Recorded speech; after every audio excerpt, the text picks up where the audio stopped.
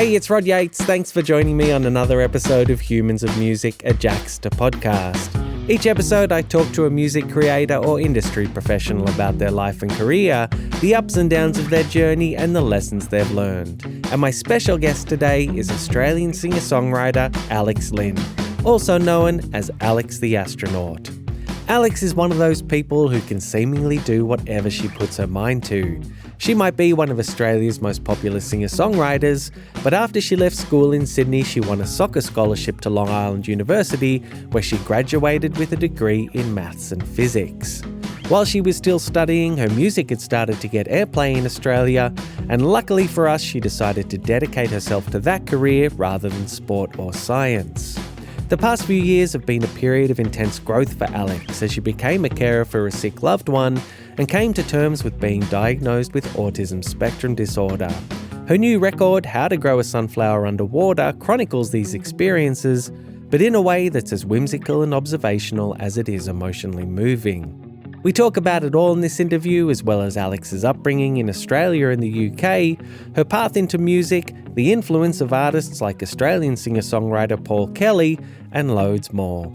But we started by talking about Alex's new album, How to Grow a Sunflower Underwater. The first song on the album, Growing Up, it asks the question, is this growing up? Where were you at when you were writing that in your life, and what were you experiencing that was making you ask that question? Is this growing up?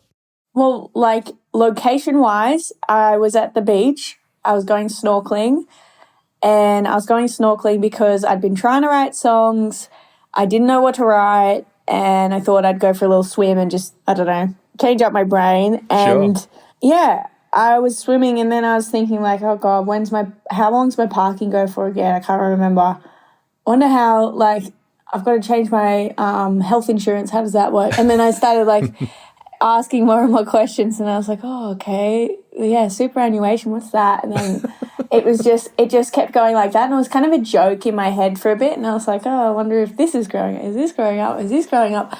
And then eventually, because I'd been through such, I guess, everyone goes through big periods of their life, and I was going through one of those, and lots of stuff had happened consecutively, which was a little frustrating. And yeah, it just felt like things kept happening, and after the jokey bit of those thoughts, I was like, oh, I wonder if this is growing up. Do these things that happen consecutively keep happening?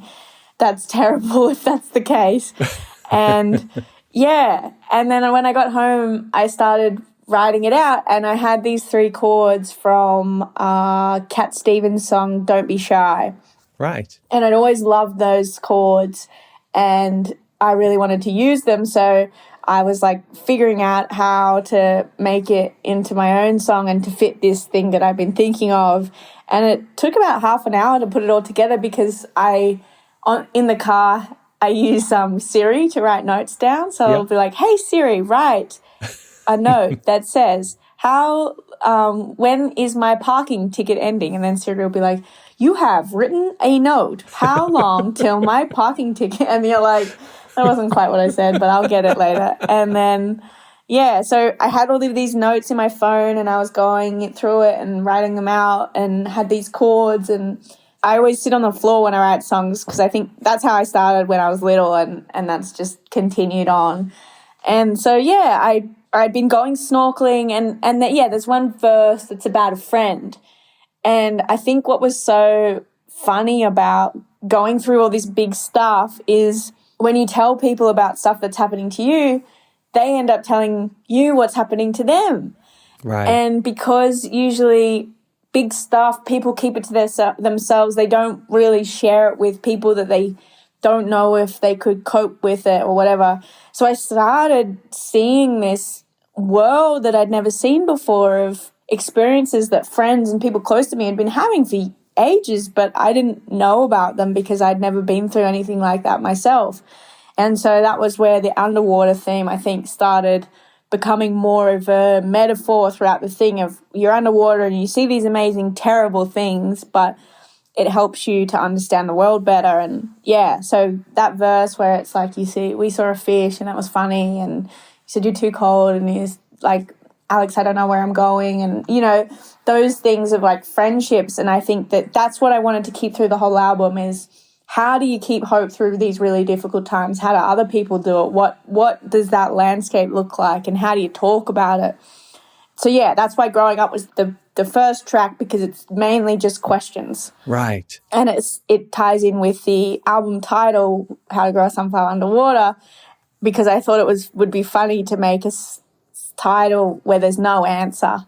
Sure. Through the whole thing. Right. There's like, personal bits of how do I think I do that, but mostly there's nothing. Right. Yeah. I mean, how different to a person were you, do you think, from the Alex that started writing the album to the Alex that finished writing the album? Because it feels like a record of growth and a record of you working through certain things in your life as well. Do you feel like it served a purpose in terms of helping you come to terms with various things in your life and you were a different person at the end of it? Absolutely. I think I'd stopped writing music for a while, and when I started writing the album, I knew what I had to write about. I'd been through all this big stuff, and I was like, well, chances are this is what's going to be in it. But I didn't have anything to write, and I didn't know what to write or how to say any of it. So it was kind of my journey to start writing songs again, really. And my relationship with music, I guess, built back to where it was. And I wanted to get that back, something that I had when I was 12 starting to write music. I wanted to have that relationship with songwriting again. So yeah, I think that was the change. It was almost trying to get back, but knowing you can't really go back. You have to keep going forward. And how do you rebuild some of the things that you really like about your life and keep those with you as you go along? So sure. Yeah. When do you think you lost that relationship with songwriting? I think like with the album, I talk about like being a carer, having PTSD, and some of those big adult things that I was going through meant that I didn't really, one, have time, and two, have the brain capacity to look at what was going on around me. And so, it was strange when the pandemic started in March 2020, I had just moved into a new house. I'd stopped being a carer, and it was the first time I was on my own and not looking after someone else. So that was the first time I had the time, really, to start writing again. And I remember that being a thing of I was sitting down and trying to write songs and realising that my brain had completely changed. I had a lot of experiences that had had a big impact on me that had needed a lot of time to heal and go through the medical healing process and all of that, as well as like just the social thing. I hadn't spent a lot of time with my friends. I hadn't really done my own thing for a long time, and we went nose first into a pandemic, which was not the best timing, but it was, I don't want to say it was good for me, but it meant that I had time to sit and write and think about what had happened. And sure. One of the first songs that you wrote for the album, I think, was Sick. And it's got that line in there, I can't tell you you'll be fine, how could I tell that lie, which is a really heartbreaking line. Does that relate to that period you just mentioned then when you were a carer? Is that what inspired that song? Yeah, and it's funny because in March 2020 when I started writing everything, I was watching Grey's Anatomy because medical shows were the only thing that I really resonated with watching because that's the world I'd been in for so long. And I think anyone that's been a carer, it's like a little one-way window experience because anyone that's been through it can see through and can understand how hard it is. But most other people don't and don't understand that experience and how scary it can be and how out of control it is for you because you can't fix it. And that was where I think, that song, especially going into the pandemic and watching Grey's Anatomy and all of those things, it was like, oh my God, this has to be the thing that I'd be thinking about at this time. There's no way that wasn't going to be the main thing on my mind. I was also quite traumatized. I was lucky enough to have the psychological support from the psychologist and, to be in a position where I was well supported in that regard. So, I was going through that and going through songwriting and, it's funny. It's just like, it's almost like a two-way thing. It's like you do anything. I reckon if someone had my psychologist's notes, it would run completely parallel with what songs are coming out for me. So, yeah, it's weird. Were you doing that caring for a family member, or was it a professional? Were you actually doing that as a professional pursuit? No, it wasn't a professional. It was someone that was close to me, and I was a full-time carer. Right, okay. All right. One of the other big things, of course, that you were coming to terms with was your diagnosis with autism spectrum disorder. You mentioned you've spoken in the past about being embarrassed when you received that diagnosis.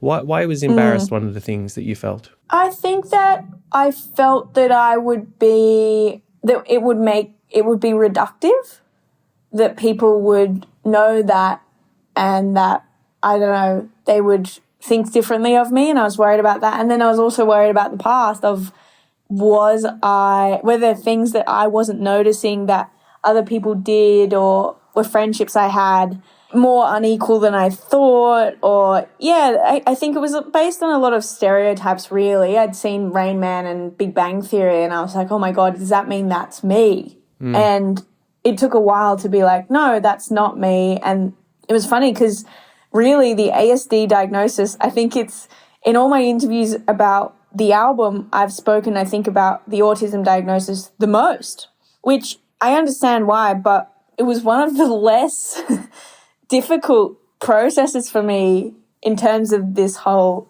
thing, because it was so well supported, I guess. I got the diagnosis, I had the psychologist, they explained to me what it was. It was something that I could use to my benefit to make sure that I coped in the world a little bit better and had a little bit more information about myself. In the end, it wasn't really that much of a big deal. Right. Yeah, but I think we have, as a cultural system, we don't have a lot of understanding, 360 understanding of this. We know what the definition of it is, but what it actually looks like in practice, I think a lot of it is based on stereotypes, and that was why I got embarrassed, is because my understanding was based on these stereotypes. I was never really taught what autism was and how diverse it can be and how many skills people have in this community and how much this community has changed the world. It was just like, oh my God, I can't make friends and I should be obsessed with trains. That was like what I've been taught. But it's been super interesting, I think, especially with the octopus metaphor, because I was trying to stick to the underwater thing, and I really liked that documentary, My Octopus Teacher, and how it showed that these animals know so much more than us, and we think that we're so clever and fantastic and they can change colour and texture and live on their own and lose arms and grow them back and stuff. And I liked that. So that kind of ties in with what you were saying earlier about if you looked at the songs if you had the psychologist notes and they would be in parallel, you would write Octopus. Is it that sort of linear? Okay. Definitely. Right. And sometimes it's not that simple and sometimes it is, but I think I definitely write about all the things that are big that happened to me, and that was one of them. And it's really been fun meeting lots of people that have different diagnoses and who talk to me about what they've been through or what their kids have been through or whatever it is. It's really opened up a world for me to see. I didn't know anything about disabilities, and now I've heard so many different stories, and I feel like, I feel really lucky, to hear all of that from so many people. I don't think many people get that. Lyrically, it's a really interesting song, Octopus, and it has that line, "When I'm walking through the day, I've learnt the right thing to say." Is that what life had felt like? That it was a thing that you had learned, what you thought you should say at that point in time, as opposed to it just being a natural response? I don't know. I can't really tell. I think there's circumstances where it's hard to tell because I was diagnosed so late. There's a lot of things that I don't know what are just me or what are the ASD. It's hard to distinguish between the two. So I think I did put a lot of one of the things that they talked about in the testing was people with ASD put a lot of pressure on themselves to be saying the right things and doing the right things and making sure that you're not diverting too much from the script. And I never noticed that about I thought that everyone felt that way, but when we started talking about it more, I started noticing that in some social situations I would be really worried that I'd offended someone or I had said the wrong thing or should I say this or should I say that. And now I've started just saying the thing that I was thinking and it actually didn't turn out that bad.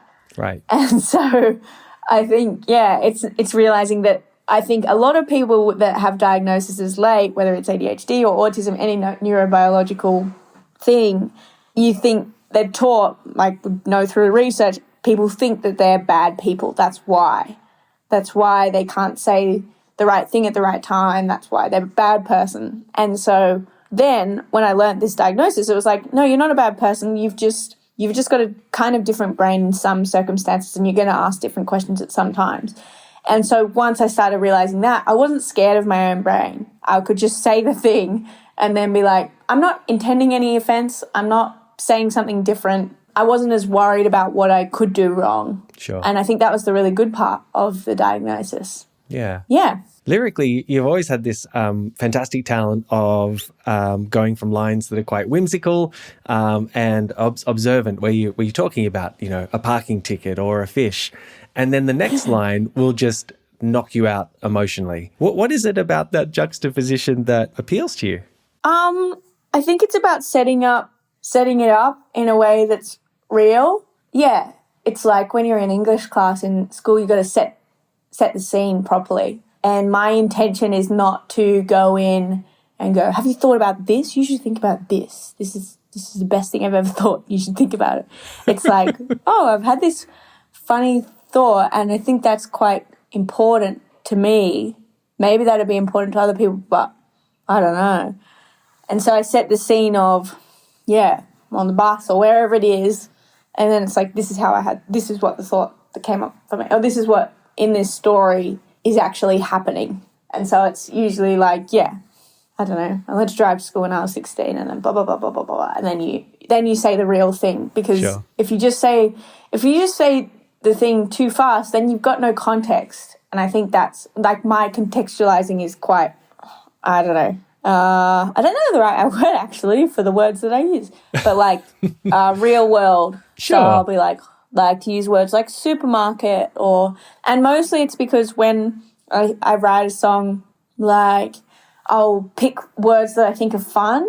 Like I hate words like absolutely is a bad word to use in a song. It has Why? no, absolutely. What other words would be? Probably like words that have no real meaning to them. They don't have any transportive, that's a bad word. Like they don't take you anywhere. A transport might be okay, but like, there's some words that don't actually mean anything that we say day to day that don't add anything. And also they've got a lot of syllables, so they take up too much time. Whereas something like supermarket, if you put it in the right place, you can really take someone on a journey. Right. Hospital, supermarket, Jesus Christ, like all of those things, they're very expressive. So very relatable I think, as well. Yeah, you've got to set that whimsical thing up to actually say the thing you want to say. Otherwise it's boring. Yeah. You've spoken in the past about your love of Paul Kelly and his influence on you as a songwriter. Is it from people such as Paul that you learned that skill? Definitely. Yeah, Paul is the mastermind of that, I think. This song for me that has always been like a case study of like perfect storytelling, and especially that like zoomed in storytelling on a very specific situation is they thought I was asleep. And like the first setup, the first few lines is we were driving back from the country one night, mum and dad in the front, something on my brother's side, and like you're like, oh yeah, I've been there. And then it just develops into this heartbreaking story of this kid learning that his parents is going through something that he can't understand and it's stressful, and he knows that he doesn't want them to know that he can hear. So he pretends to be asleep. And I think like it's really subtle and slow. And so I think that's where I learned that. It's like you've got to be subtle and slow. You've got to hold people's hand through the journey. You can't just dump them in the deep end and say, all right, let's go. Like you have to respect the listener as much as you can and take them with you and not just assume you should just understand what I'm saying. You have to really build that scene before you can tell a proper story, I think. And of course, you now share management with Paul, which is it? Am I right in thinking that surreal? You were about 16 when you actually sent Paul's management a demo or some of your songs? Yeah. I was in school and I sent a very embarrassing email saying, "Hello, my name is Alex. I'm in year 10 and I go to this school and I really like Paul Kelly and I think that I would really like if you sent this song to Paul Kelly." And like, it was, it makes me cringe so much to read it now. But yeah, I sent it to them and they were really, really lovely. And it was Mel Cheng who replied to me from my management group now and said, we're probably not going to be your managers right now, but we're going to pass this on to Paul. And and apparently Paul listened to it and they said, Paul said it was really good and keep going with it. Wow. And so that was a really big deal for me, being 15, 16. I was going to say, what did that mean to you? It was massive. Like, I think for Mel to have taken the time to reply to me when she didn't have to, and I know now how much stuff she would have had on her plate. And it was pretty annoying at that time. Like, I think I replied, every time she replied to me, I replied straight away. And then I had like 60,000 questions. And it meant a lot. It meant a lot to hear that. I mean, the song wasn't great and I don't think it was very well recorded. So just that they humoured me, I think, meant so much. And nice. I definitely got that and was like, oh, I can keep going. So it was one of those trampoline moments where I was like, okay, I've had this bit of momentum. I can keep going with this. And That's huge. That's really huge. Yeah. So in terms of hearing Paul Kelly for the first time and growing up around music, so you grew up in Sydney? Mm-hmm. Right. And London. Yes. You moved to London a little bit later, but with those first formative years in Sydney, was music around you? Because I think I'd read that you got your first mini drum kit at the age of 3. And was there this sort of, was just music in the ether? It was, but I think not more than anyone else. Like, my parents had parties and played music there. My sister and I, we had to do like any kind of music lesson. We were told that we had to do an instrument until like throughout school.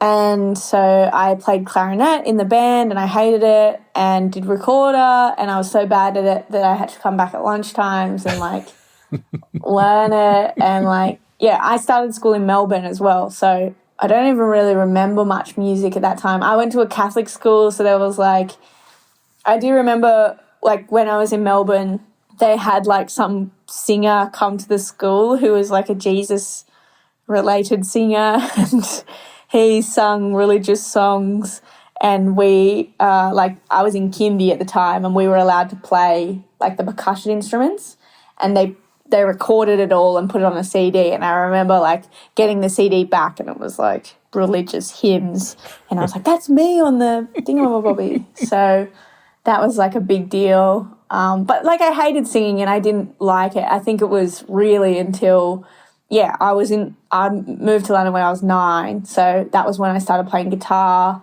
And I was in a really musical school where lots of people, Robert Pattinson went to my school. He was the year 6 graduation speech. Right. And I think he was quite musical, and there was lots of musicians around, and so it was a really creative environment. So after having really years of not really liking music, I think that was the first time where I saw it as something that was interesting to me, even though I was really bad in music class and I didn't have that much interest in going. Once I started with the guitar, and then eventually when I came back to Australia in year 9, that was when I started writing songs, and then it just built up from there. Yeah. Do you remember how the guitar made you feel? Why do you think you had that connection with that instrument as opposed to the clarinet or the recorder? Yeah, the clarinet was so boring. I think I just hated it so much because I had never seen Star Wars, and the teachers were obsessed with us playing Star Wars, and I was just I do not care,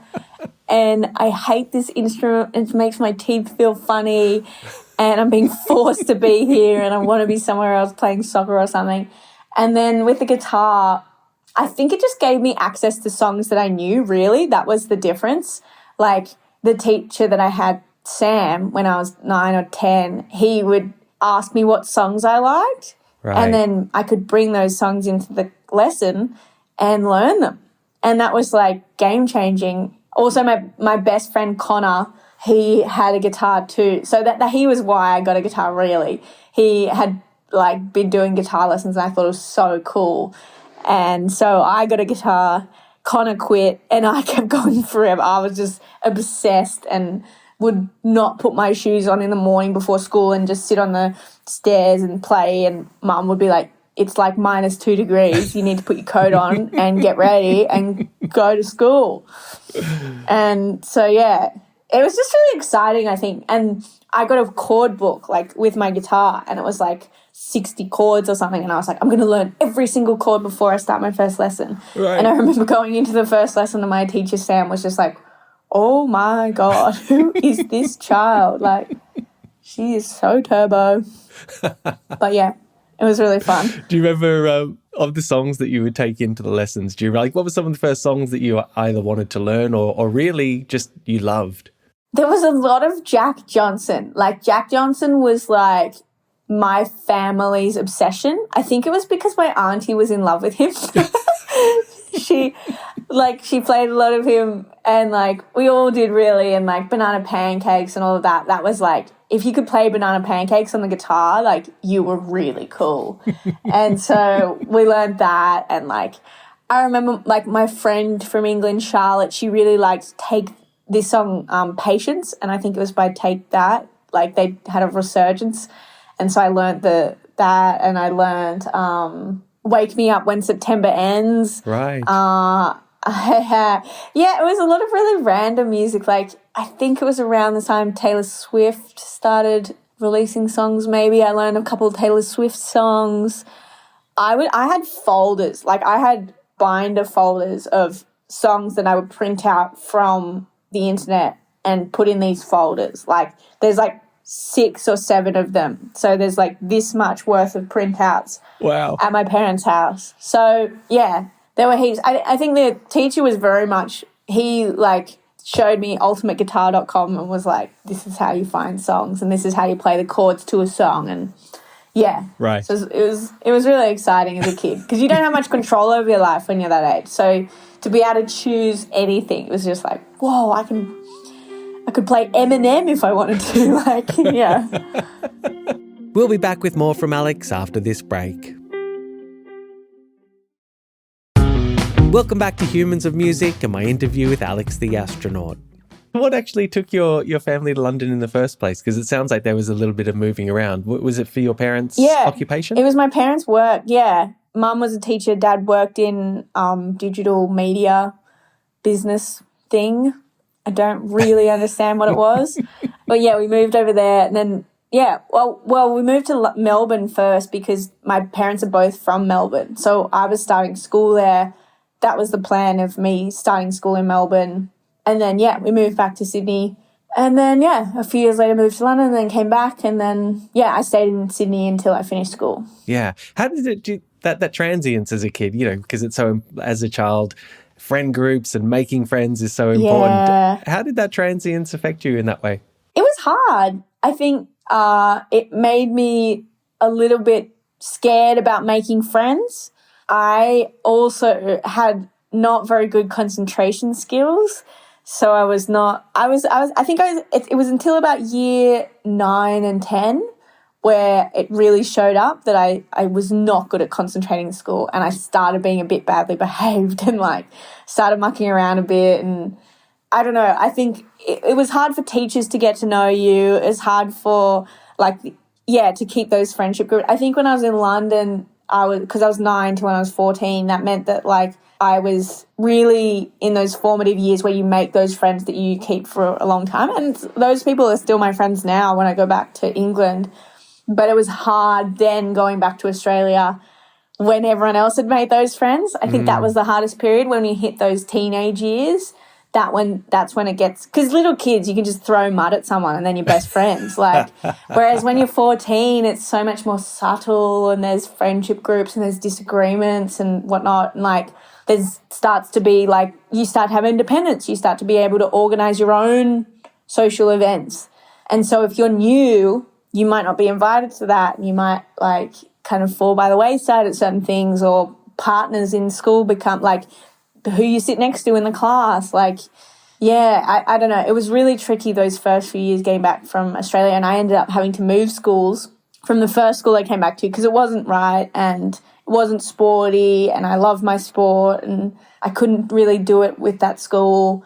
And so I moved to a sports school, and that was way better. Right. And I think it was game-changing to be a new kid on a soccer team because you have this group of 16 people that you can be friends with. And, yeah, it helped me build a lot more confidence, and people were in my class in the end that I played sport with, and then they introduced me to their friends, and that made it a lot easier. Right. Yeah, it's funny. It's a really – I realised how hard it is for kids, like moving schools. It's just like – I feel for them. The first day of school when everyone else has their friends and they give you a buddy who doesn't want to be your buddy, and you're just sitting there. Like, it's rough. It definitely adds some resilience. Like, it was good. I was really lucky. I'm happy that I did that. I wouldn't have wanted it any other way. Like, sure. Yeah.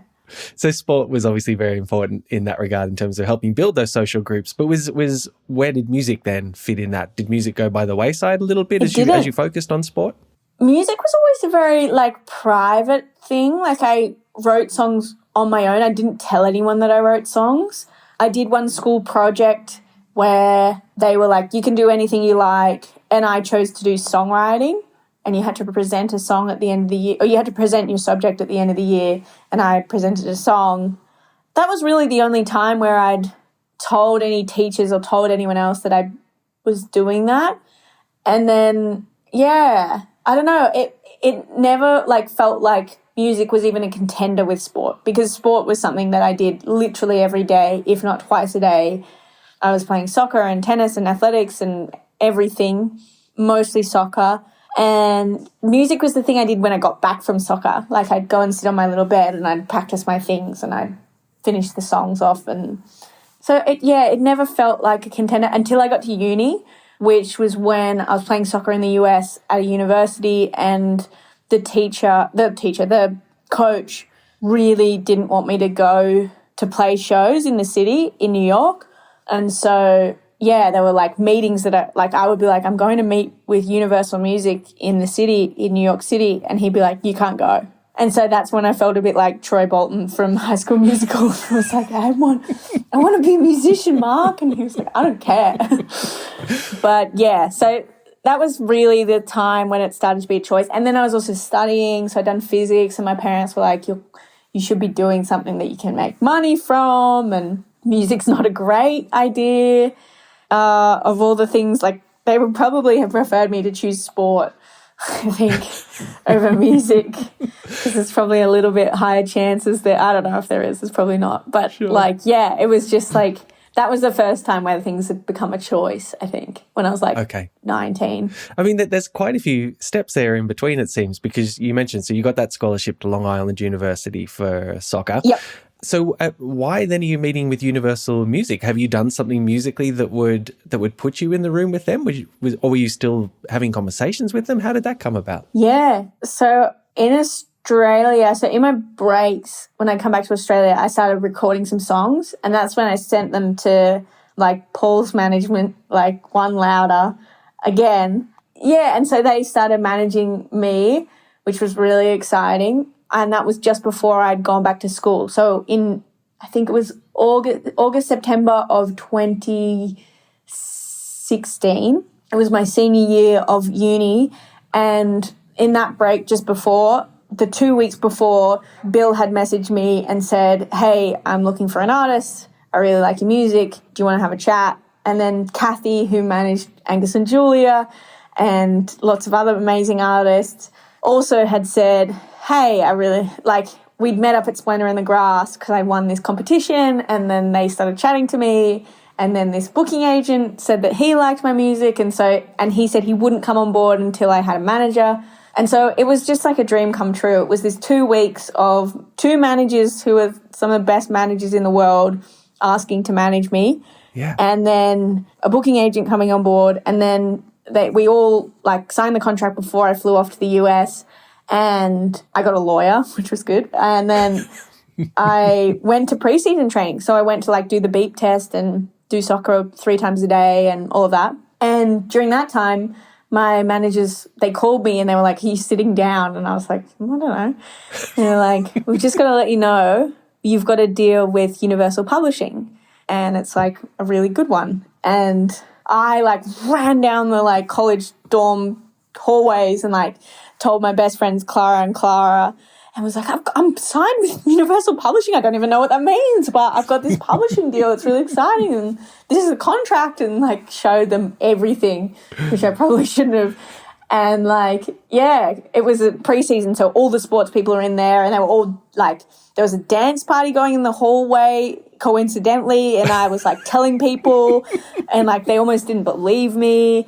And so, yeah, that semester that was when it started being a bit more tricky with soccer. I actually broke my ankle, which was probably good because I couldn't actually play. And, yeah, so I would go into meetings in the city that Bill and Kathy had organised from Australia, and meetings with lawyers and labels and different people who were super interesting. And, yeah, I was 20. And so going into meetings with these people with my soccer gear on and... Where you're and like literally looking in your at the soccer walls gear? and being like, that says Red Hot Chili Peppers, like that must be important. And like, or this is a really tall building, or like this is, you're talking about, Jay-Z, that's weird. And yeah, so it was all really exciting. It was just like very surreal as well, because I'd be in like physics classes and I'd get a notification on my phone like, "You're being played on Triple J in Australia," and trying to explain that to my American friends, like, this is this is really big. And they'd be like, "Okay, cool. Do you have the answers to the homework?" Yeah. So that was a really funny time. It was just like, it was pretty amazing. Yeah. And that Bill you mentioned is Bill Cullen from One Louder, who is the management organisation that you sent your demos to as a 16, 14, 15-year-old, which is that's so amazing that it came around like that. Oh, it was. It was so cool. Yeah. So one of the songs that you released around about that time was Rockstar City. Oh, yeah. Where you talk about your day in New York, walking around and then performing at the bitter end. Yeah. With famous people like Bob Dylan had played there before. And yeah. And you write in those lyrics about you're very nervous and you're looking down at the ground, but then you heard the crowd start to appreciate what you were doing and you looked up and it started to feel okay. Was that, were these some of your earliest live experiences playing open mic nights in New York? Yeah, it was. I don't even think that was true. It was true that I played there, but I don't think I looked up from my feet. I remember because they gave you 15 minutes on a Sunday. That was the singer-songwriter afternoons. They would pick, I think, 5 people and you could come and do 15 minutes. Yeah, I think I played there 3 times or something, and you had to bring 15 people. Each of them had to buy 2 drinks. And, yeah, it was on a Sunday. And because our college was on Long Island, it was a 40-minute train-in and expensive. And so I ended up having to pay for all of my friends to come in and their 2 drinks of water or whatever it was. And there was this, grumpy guy from New York who was like, "You're early. We don't need you here yet." And, yelling at me. It was amazing, though. It was so fun. And I definitely was, a terrible performer. I got up and just, I forgot that you'd have to talk between the songs. So I'd finish one song and, people would clap and I'd just be like, "Oh, no." And then I'd be like, "Okay, this song is called blah, blah, blah." And then I'd start playing that. And, I was just so awkward and I was scared and uncomfortable, and my 15 friends were, looking up at me encouragingly, but also with a bit of fear in their eyes that I was going to be really embarrassing. And, yeah, it was really formative, I think, because I think the bit where I felt that relief, it wasn't that I looked up and people clapped in between, and I was thankful for that. That was a good thing. But, yeah, really, it was getting off the stage when I was like, I'm still alive. We're okay. Right. Everything's fine. No one died. No one's injured. We're going to be okay. And, I'd get on the train. It was I hadn't done a very good job, but I'd done it. And, it was over, and I was very relieved that it was over often because I'd been practicing for like weeks and stressing about it. So yeah, I think that was the motivation. It's like I'd done this big thing. I'd played in the bitter end. That was a really cool thing to do, and I'd survived. So I could do it again. And then every time I got a little bit more comfortable, and I played probably like 10 gigs at random little venues in New York that were really, really famous and really cool, but for some reason had these nights on where you could go in and they would pick you for 15 minutes or half an hour and you could play if you brought some people. So yeah, it was really formative, especially not to have many people that knew me, because my college friends, they were my friends, but they weren't people that had known me for my whole life, which I think it's really hard to play in front of those people. And so when I got back to Australia, I'd done way more difficult gigs. And when I had to start playing, like the first gigs I played when I got back after graduating were like 1,000 people rooms on supports or whatever it was. So wow, that felt better. That was way easier than playing to 15 of your college friends on a Sunday night with the other bands like setting up while you're playing and being really anxious and this angry New York man yelling at you. Like playing to 1,000 people is way easier because they want to be there. Like they're listening to you and stuff, not like talking at the bar and, oh, maybe they are, but like there's enough of them listening that you're like, oh God, at least you're not like yelling at me. Like, yeah.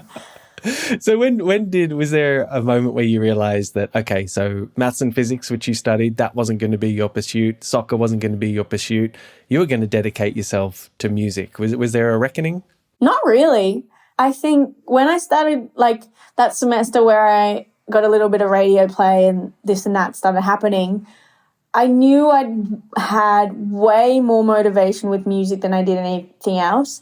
I knew I was nowhere near good enough to be a professional soccer player, and I didn't care enough about it to get good enough. And not even that, it was not the right thing for me. You know, people in my team that were really great soccer players, you could just see that they loved it so much and they were fantastic at it, and that just wasn't me. I really liked it. I was okay at it, but music was something that I could do all day and night, and I would stay up till 3 a.m. sending emails to blogs and asking the Enmore if I could play a show there, even though I had no fans. And with physics and maths, it was like I could do it. I enjoyed it. I was interested in it, but there was no drive with that. It was just, it was nothing compared to music. So once music started happening, it was like I knew I was going to go down that path. And at least I'd graduated with a physics degree if things went terribly. And yeah. When you have studied things like maths and physics and you have an understanding of that kind of world, does it make some of the things that you go through in the music industry, because the music industry can be petty in certain places, and some of the things you have to go through can be almost comical. But when you have that grounding in this other discipline, does it make it easier to navigate those little speed bumps or whatever you have to go through? Not really. I think like the music industry is strange. I think looking at it from a zoomed out perspective, maybe that uses some of those physics skills of going, there's X amount of artists in the world. I am 1 over X, getting chosen for 6 spots on this thing. Perspective is key. But yeah, I don't know. I think all of the music industry shenanigans, it's just having friends around who are zoomed out from that is the only thing that really helps. And when you're trying to explain it to them and you can just see that they're like, that doesn't make any sense. You're like, oh yeah, that's true. I think that's what helps. I feel like the physics for me, it helps me go, I'm curious about so much of the world. I'm lucky to have that curiosity. I'm lucky to be able to, not have this base of knowledge about this other thing that I can think about if I get too stuck in music or too stuck in songwriting. It's another world to just, think about. So, yeah. And I was just so lucky to have those experiences. I was learning tricky things until I was 21, not sitting there going, I've written all of these songs. Like, I wasn't hyper fixated on music. I was writing music every day, but I had so much else to do that I wasn't as anxious about it. It was just something I loved to do. Yeah, I don't know if that answers your question. It does, yeah. And you mentioned curiosity there, because that's one thing that I think really comes through in your music, but also in those studies that you did. Have you also always had a curiosity, a natural curiosity, since you were a kid? I think so. It was more so when I was younger, and then when I got into school, I was a bit too cool. So I didn't show that curiosity as much. And it was when I left, or maybe when I got to the US and started studying. And because the US setup is you don't pick your degree before you go in. So we started off with a general set of subjects. And I think that re-sparked it. And I had really interesting English classes, and I had a class about Nazi art looting and lots of different diverse subjects that in Australia, if you pick a degree, you wouldn't necessarily do school like that. So I think that reignited it definitely. And then, yeah, I've kept it. Alex, just before we finish up, Jaxsta is all about giving credit where credit is due. Are there people you'd give credit to for helping you get where you are today? Oh, for sure. Yeah. I think a big part of it is Bill and Kathy and Joe, my booking agent and my two managers, who took a chance on a kid that was playing soccer across the other side of the world. And yeah, I can't believe how lucky I was to get to meet them and to still have them around today. So yeah, definitely thank them. I think that one was destined. And lots of other people. Given that you reached out to them when you were a teenager and then you end up signing with them, that one just feels like destiny. Yeah, it's spooky. Definitely spooky. Alex, thanks so much for your time. It's been so great to talk to you. Oh, thank you. Yeah, it's been really nice. Yeah, thank you so much. And that's it for another episode of Humans of Music. A big thanks to Alex for her time, and thank you for listening. Just a reminder that Alex's new album, How to Grow a Sunflower Underwater, is out now. If you have any feedback on the show or suggestions on who you'd like me to interview, or even if you just want to say hello, please drop me a line at humansofmusic@jaxsta.com. That's humansofmusic, one word, at Jaxsta, JAXSTA.com. This episode was mixed by Lachlan Mitchell from Parliament Studios in Annandale, and the incidental music and theme song were written and performed by Sam Lockwood. Please remember to subscribe to the Humans of Music podcast so you never miss an episode, or even better, share it amongst your friends and rate and review it. And remember, next time you need to know who wrote a song, who produced a song, who engineered it, who played on it, who sang on it, who did anything on it, head to jaxsta.com for all your official music credit information. Until the next episode of Humans of Music, I'm Rod Yates. Thanks for listening.